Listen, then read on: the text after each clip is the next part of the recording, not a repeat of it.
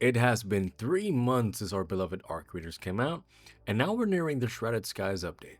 As of when I'm recording this, the trailer just came out, and I'm hyped. The new arcs look great. I'm really curious about the new design that they have. This seems to be a more advanced arc unit. I don't know lore-wise what that means, but hopefully we have a new Shawnee's quest, and that quest will tell us something more about what's going on with Arc. Also, the new hurricane map condition looks really cool. For those who have lived through a major hurricane, it might give you a little bit of PTSD, but I think that makes me love it even more. Anyway, this is all great and dandy. However, like I said, it has been 3 months, and we've given a lot of feedback, particularly when it comes to the state of gun balancing slash crafting slash repairing.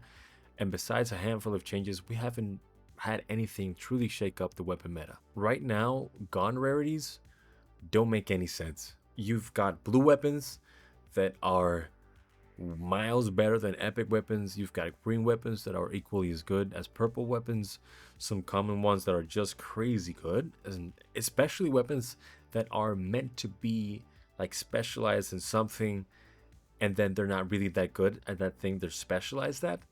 I'm looking at you three, by the way, and I have a theory about this. As you guys might know, this game started out as a PvE only looter shooter like Destiny 2. And then after all that feedback from early testing, they decided to go with what we have today. My theory is that they sort of tried implementing the rarity system that they had for the early build, but ultimately saw that the gap was too big between the common and epic weapons. So they buffed everything in fear of it being too oppressive for new players. But I am of the opinion that if they want to keep the rarity system for the weapons, there needs to be a big rebalancing patch. It is insane that a Bobcat needs a magazine mod to break a medium shield when a Stitcher can do it without it.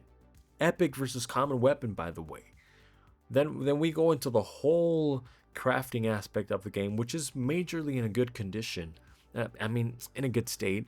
But when it comes to repairing things, 90% of the time, it's better to just completely dismantle it and craft it again.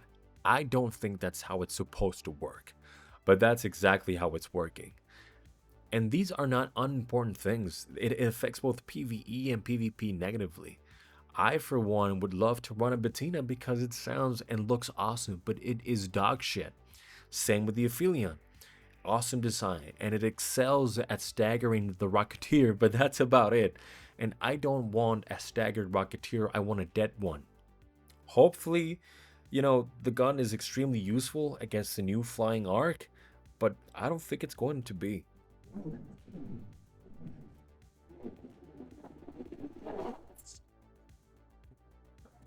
And I want to preface that it's not all negative. They definitely took care of the trigger grenade and the macro kettle, which were really oppressive and not fun to deal with. And here's the thing, none of those things are bad now. They simply aren't as good as they were. They're not the monsters that they used to be. And basically, that's what I think we all want. Not for things to be shit, just for them not to be the best. Whenever nerfs are mentioned, people really get upset because they think that you want to make their favorite weapons obsolete. And that's not really the objective here. It's about having a more, big, viable options and more variety in general. I genuinely want to hear what you guys think about the changes that have happened, and leave a comment. And thanks for watching. See you topside.